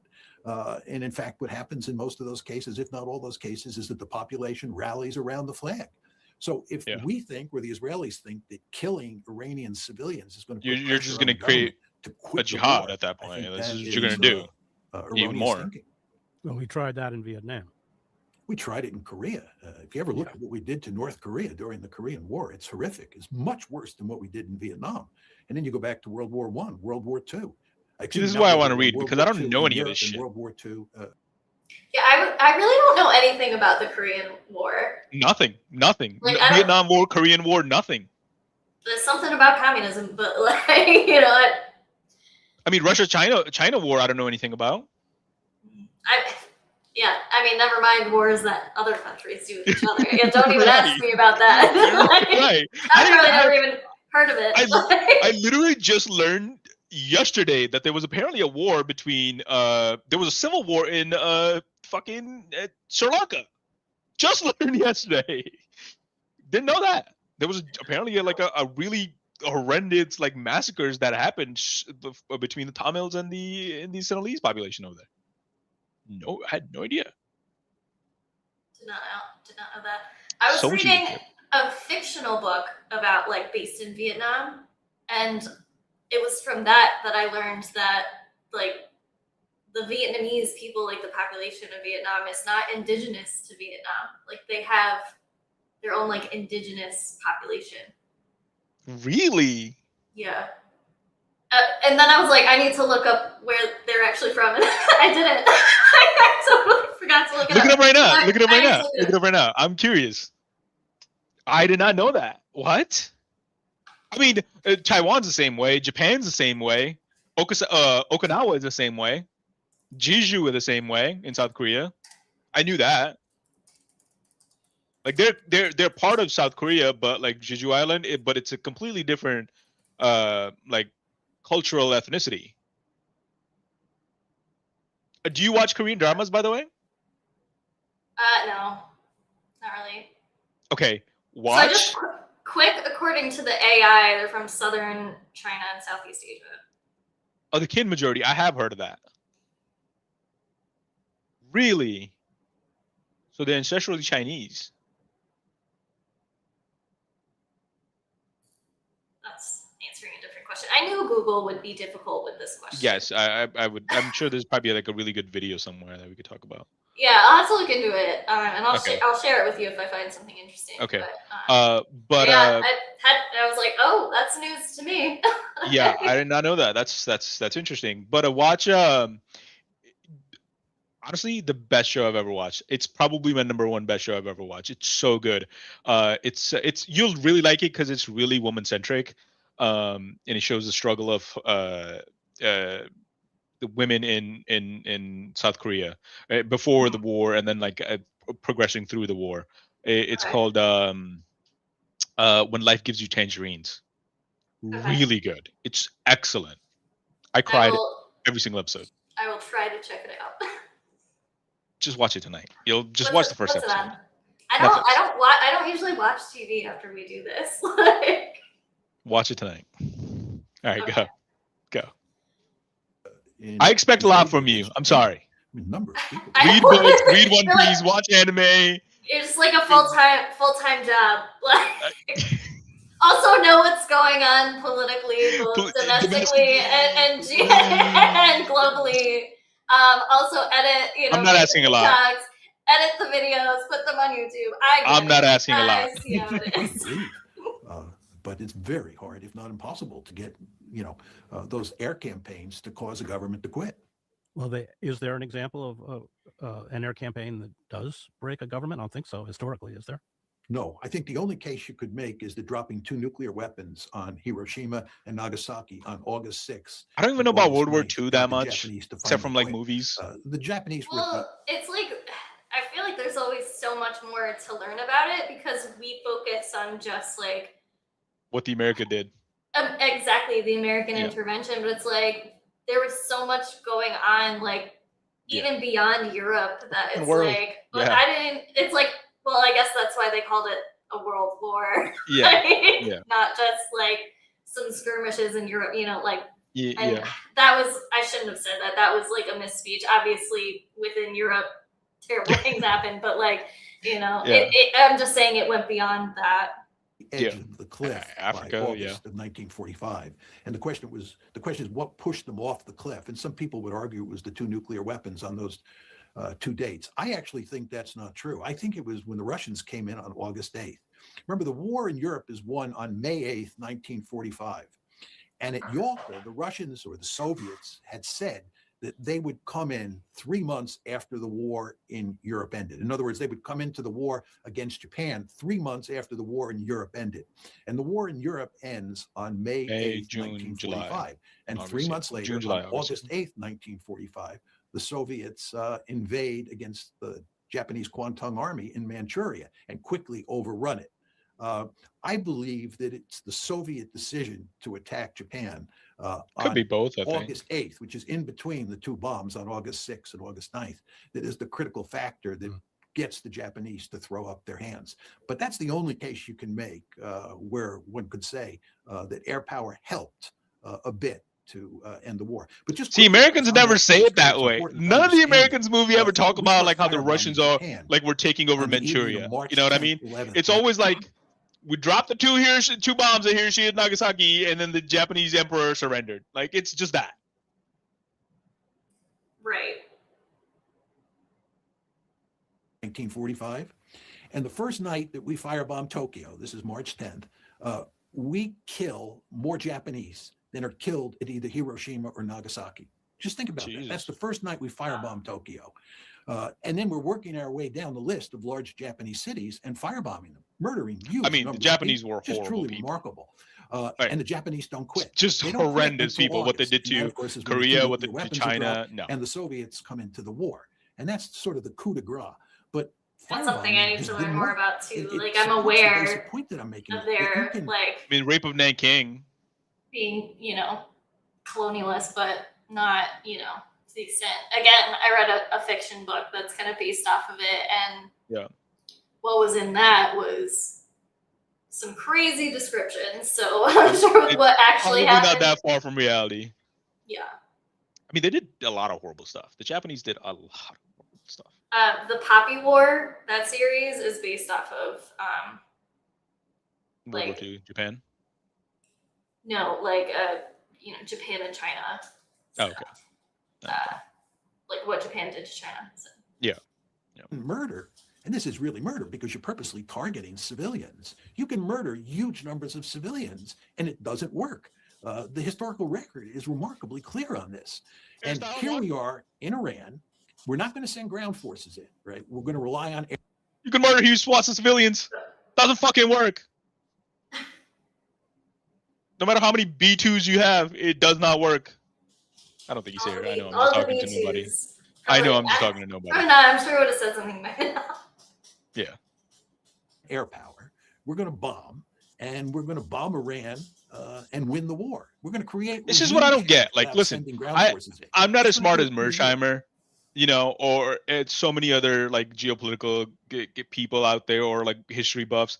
But even I understand that. Like, you think you're just going to obliterate a population center the size of Tehran and like expect the people to just like wake up and go, okay, now is my time to like fight against the people that are fighting against the people that are bombing me? I feel like maybe it's a stretch, but I feel like it's that like I'm gonna sound really woke. It's that white supremacist patriarchal mindset again. Yeah, It's yeah. Like these are the same people that think that if you beat a dog, it will submit to you. Like I guess kind of in theory, but one day it's gonna bite your face off because it hates you. It doesn't respect you. Like, you know, like it's not trained. It's just feared. Fear, And then yes. one day fear makes people anything Yes. act out against you. You know, it's like Yes. it's Yes. illogical. It's completely illogical. Yes. So I don't know. 110. But that's just where my mind goes. It's just like Exactly. You don't have to be a genius. You don't have to be a Right. genius to know this. No, I'm right. I mean, it's kind of obvious in the face. Like we've seen throughout this whole, Trump era and just like the history of people in general. And the way again, these people think is just so illogical. and like you can't tell me if you really believe that Trump cares about the Iranian people.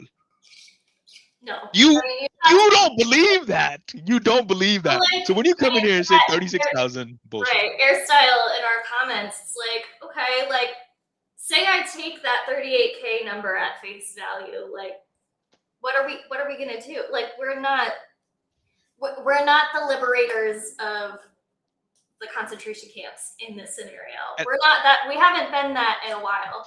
Exactly. Like, Exactly. you And then know? if we are the liberators, why are we bombing hospitals in Iran? Because we're Schools. doing that. Yeah. We're doing that. And schools. You liberated them. Yeah, you liberated them from life. Yeah. Like I Liberated them get it. from life, from a functioning society. I mean, Yeah. A like- sovereign nation. Yeah. I mean, it's just like use your common sense. If somebody Get it.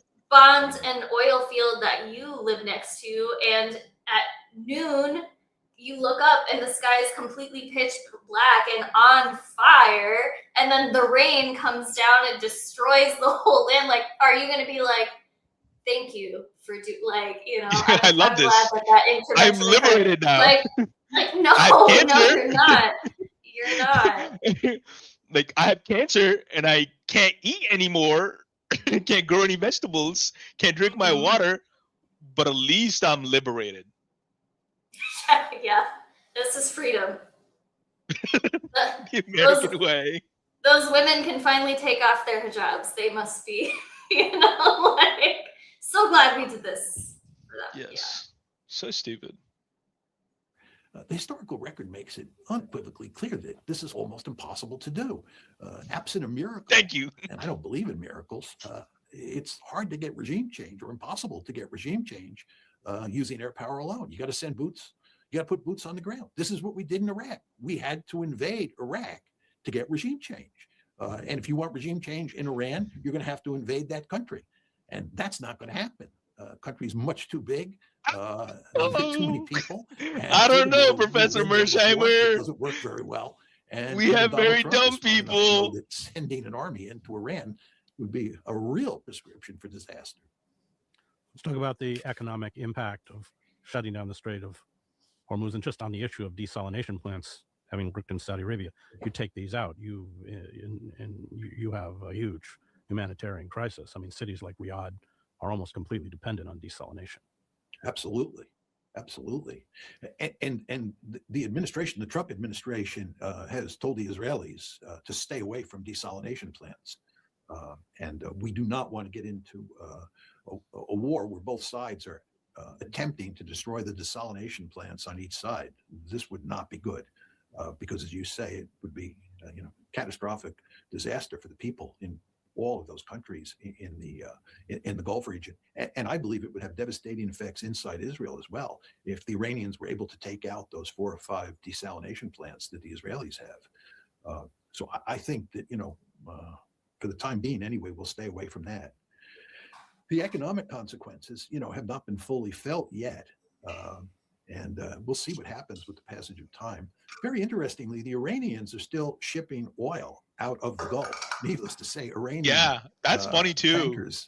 tankers carrying Iranian oil are not going to be sunk by the Iranians, and they can make their way through the Straits of Hormuz. So the Iranians are still selling oil. Can you be a travel advisor? Which is without really Twitter funny to or 9 me. 5? Actually, yes. We're Fora, the modern travel agent. Which I Where are think they selling to? 80% of Probably China.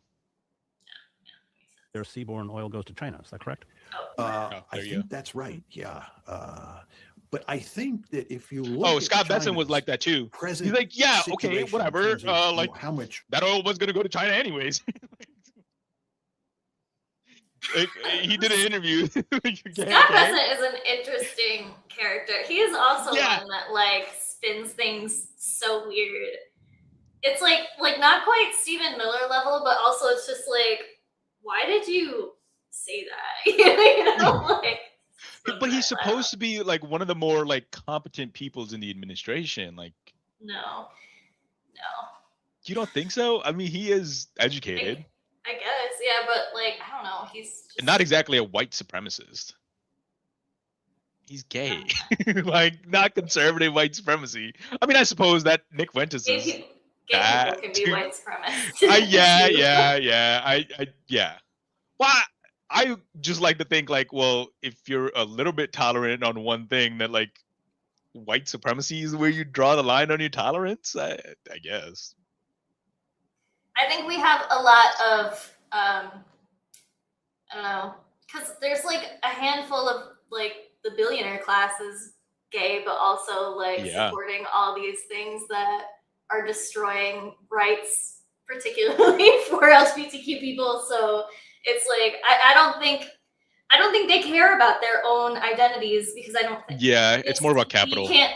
I don't think they can feel like sympathy or like empathy or sympathy for other people, even they Yeah. know exactly what somebody else is going through. They Yeah. still, like, don't care, you know. I agree with that. I agree with that. No, you are right. I do agree with that. Oil it has in reserve, where it gets its additional oil from. China is not going to be hurt that much, at least initially, if the oil is cut off. It's Japan and South Korea that are going to be clobbered. Japan and South Korea are more dependent on oil coming out of the Gulf than the Chinese are. It's quite interesting here, Chris, but if you think about it, the Europeans are really going to be hurt badly if the oil is cut off for a sustained period of time. And you want to remember, the Europeans are already in trouble because they're not getting oil and gas in the way they used to from Russia.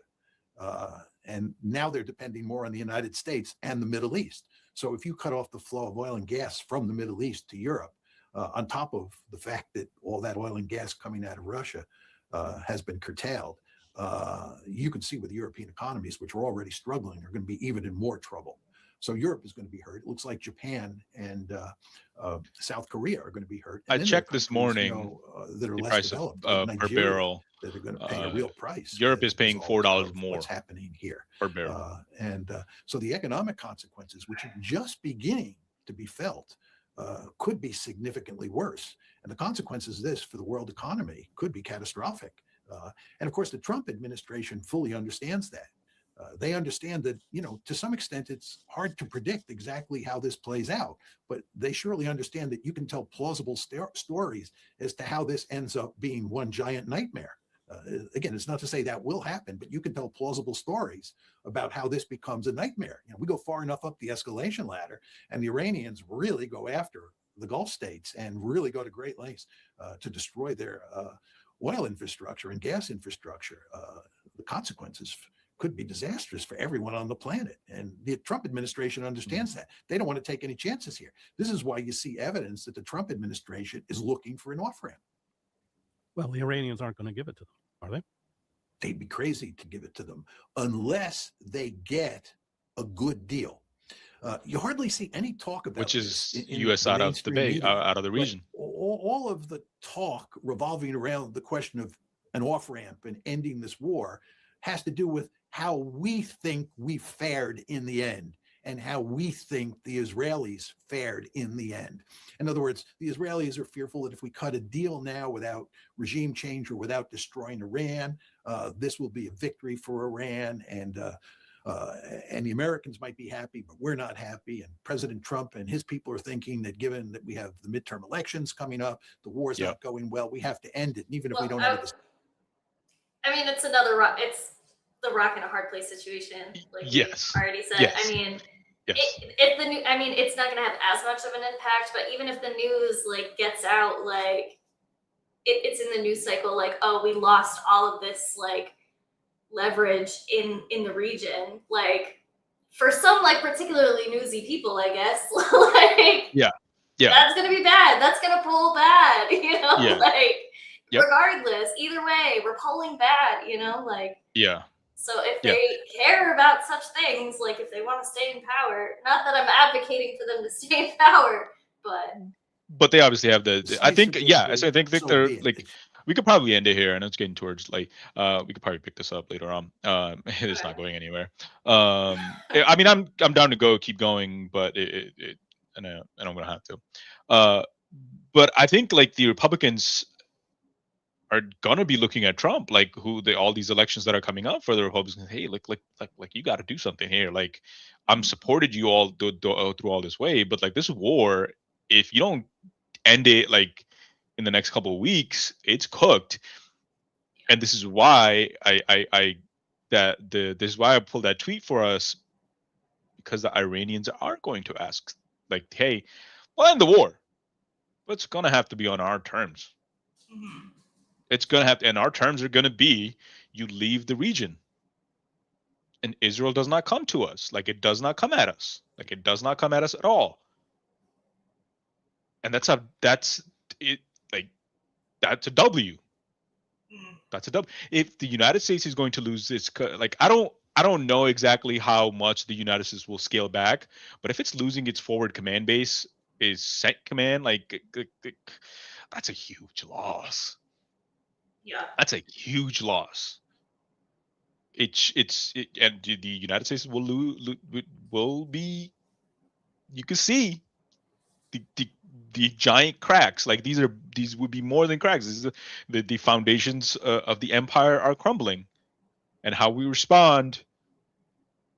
I'm talking about us, like the people, how we respond in the midterms is really going to show. I mean, we have to respond now. We have to not only elect Democrats, but we have to elect the correct Democrats, right? Like, you can't be. They're the only. Like, this is the only way. The empire will not survive. It will not survive. Absolutely cannot survive.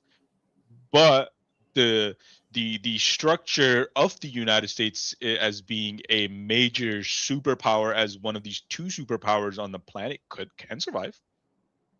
It could be a renewal of the United States. It could be a rebirth of the United States. That's a possibility if it emerges out of its war cocoon and into a peaceful butterfly. That's certainly. I'm turning into fucking Pete Hegseth. Turning into fucking Pete Hegseth. But that's all right. Drop your slam poetry. Go ahead. but that's like, but we only do that. Like, those are the only two options left with the United States, right? Like, this is why me and you, we've for the last 2 years hounded, like, you cannot keep being this centrist person, this Chuck Schumer, Hakeem Jeffrey person that is like, we're just gonna keep like fucking bombing the entire world. Like, that's just how we're gonna keep the empire. No, either you have two options left. Either you go full fucking fascism and you just like destroy yourself, because fascism is a self-defeating ideology. It kills itself. If you want to be that, if you want to watch the United States crumble into the fucking annals of history, like, you go ahead, keep electing fucking people like Randy Fine and Donald Trump or Pete Hegseth and Stephen Miller. That's good. Keep doing that. Not to bring it in at the 11th hour, but that's why this housing bill seems like a nothing burger, because it's a nothing burger. It's completely centrist. That's why it's not even like. It's in the news, but it's like it's not like nobody cares. It's not hitting like Majority Report did like a line about it today. They just said that it happened, but there was no guest. I mean, maybe at some point there will be, but there was no guest. There was no discussion. Yeah. It's just nothing's gonna happen. This passed the Senate today, because it's like, okay, I guess you guys showed that you made some attempt toward housing, but this is probably not gonna make a major impact on housing affordability. So. Yep. No, 100% agree. And the only other option is embrace leftist ideology, embrace democratic socialist ideology, shut down your bases across the fucking 800 bases that are sucking up the money from the people. Shut those down. Invest into the people. Do austerity. Not austerity. Do social services and pump those up, and then create research, create everything, fucking handle these billionaires like they're supposed to be, and emerge as a bastion, as a beacon of what a society should look like, of a multicultural, fully diverse society, and lead the world into a better era of peace and prosperity. Those are the only two fucking options. Pick one you fucking like. One you get healthcare and food. The other one you get fucking war and a lot of dead people. That's it. I think that's a good ender. Right? I I'll had to give you a channel little my snap inner for that. I had to channel my inner Hegseth a little bit. I've been watching him a lot. And I don't like And that, I'm sure when you watch a lot of that level of genius, it just starts to rub off. it. It on rubs you. off. It rubs And now off. you're a poet. Did you hear what I said? Annals of history. Like, you got Uh, I'm cooking. A butterfly, a war-torn cocoon, emerge into a peaceful butterfly. You see where I'm going with this? Master Hexith has taught me well. That's a TikTok right there. Amazing. Anyways, guys, if you are here, Airstyle, you can suck my dick. I thought we weren't gonna be mean to the commenters anymore. I don't care, because you fucking say stupid shit, you're gonna get fucking stupider responses. Okay. Anyways, thank you guys for joining us. No, we really appreciate you guys coming on, and we'll continue with Dr. Mersheimer's. I encourage you to really go watch Chris Hedges' YouTube channel. Does good reporting, and Dr. Mersheimer, even though it gets a little bit kooky, but he has good takes. He has really good takes. Or if you don't like Mersheimer, there's another one, is Jeremy Sachs. He is good. He's been vindicated a lot recently, so he is an excellent person to watch. But we will be on our regular schedule next week, Thursday. Yes. So we'll see you then, and we'll see where the world is in a week. Take it easy, guys. We'll see. Bye. Bye.